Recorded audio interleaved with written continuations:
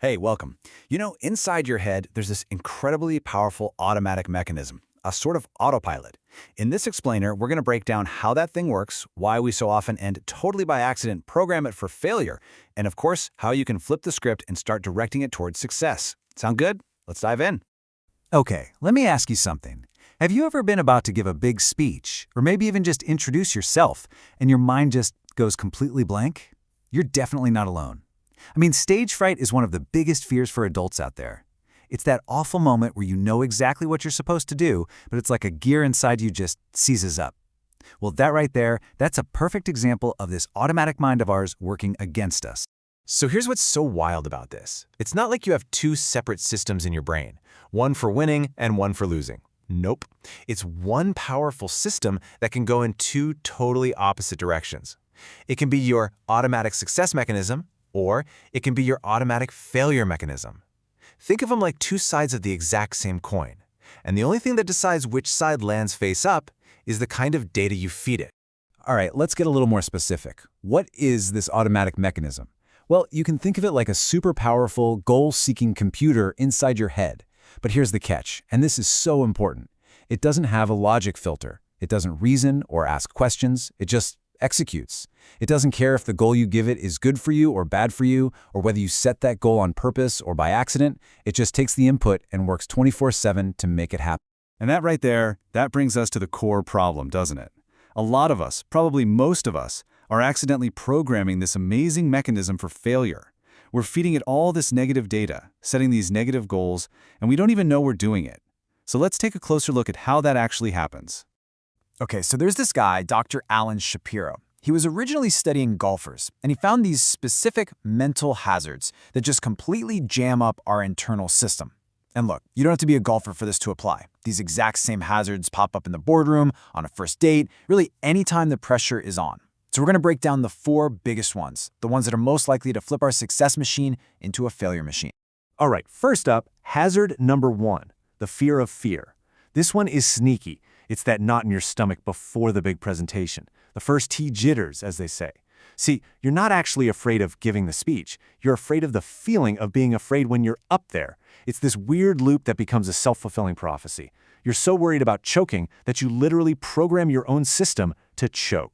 Hazard number two is a classic, losing your cool. You know exactly what I'm talking about. It's the golfer who slams his club into the turf. Or, in an office, it's that person who smacks their fist on the desk because of some tiny mistake. Every time you have that kind of uncontrolled emotional outburst, you're sending a loud and clear message to your automatic mechanism. Mistakes are a catastrophe. And what does that do? It just ramps up the tension and, you guessed it, leads to even more mistakes. Next up, hazard number three, getting way too up or way too down. This is that emotional roller coaster, right? 1 minute you're on top of the world because of one tiny win, and the next you're in total despair over a minor setback. When you let a single day's performance dictate your entire sense of self-worth for a whole week, well, that's just a massive overreaction. And it creates this really unstable, totally unreliable internal environment. And the last one, hazard number four, is a big one. Worrying what other people think. That constant dread of being embarrassed, of being ridiculed. When you feel like there are eyeballs on you all the time, just judging everything you do, your whole system just freezes up. It literally switches its goal. Instead of aiming to succeed, its new goal becomes avoid judgment at all costs. And that, my friends, is a surefire recipe for doing nothing at all. So, okay, we have these four hazards. What's our natural instinct when we're facing them? For most of us, it's to just grit our teeth and try to power through. We use pure willpower. We just try harder. But what if I told you that's a total trap? I mean, it sounds logical, doesn't it? Just tell yourself, okay, I will not get nervous, or I absolutely will not lose my cool this time. But be honest, has that ever really worked for you when the pressure's on? Yeah, I didn't think so. So what gives? Why doesn't that work? It's because using your rational mind as this kind of blunt instrument, this brute force willpower tool, it's just a losing battle. It's like trying to unscrew a rusty bolt by shouting at it. You're just using the completely wrong tool for the job. Okay, here's the absolute heart of the willpower trap. If I tell you right now, whatever you do, do not think of a pink elephant. What just popped into your head?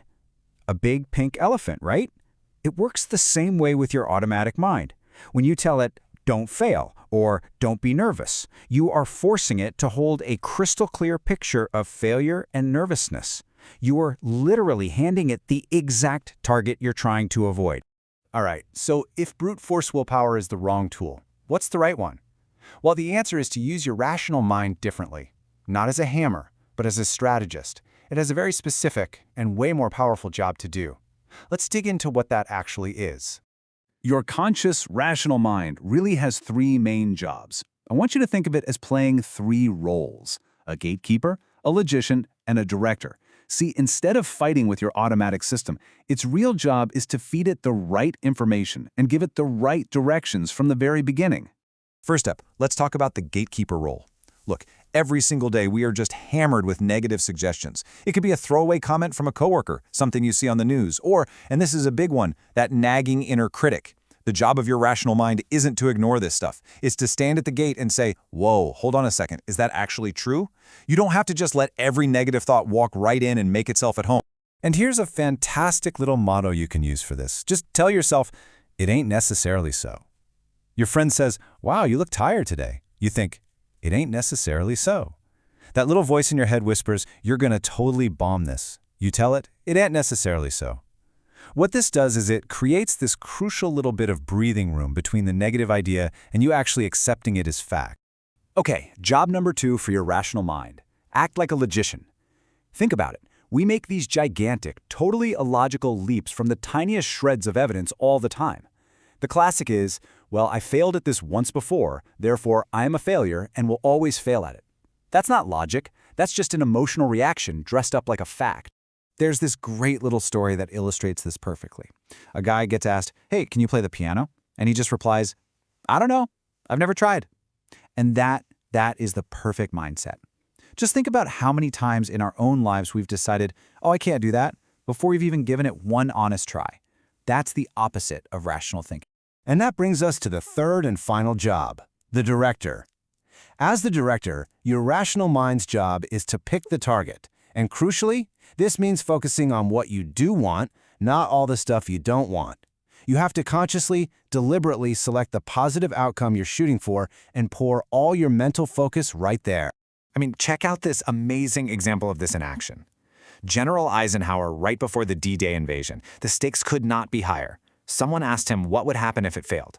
And he didn't even go there. He just said, I never allow my mind to think in that way. He was being the director. He had set the goal, success, and he flat out refused to feed his automatic mechanism the data for failure. Okay, so you've done your job. You've been the gatekeeper, you've been the logician, and you've been the director. You have done all the upfront work with your conscious mind. And now comes the last step. And honestly, it might be the hardest one of all. You have to let go. Here's the deal. You have to understand the division of labor here. Your conscious mind, your rational thinking, its job is to start the engine.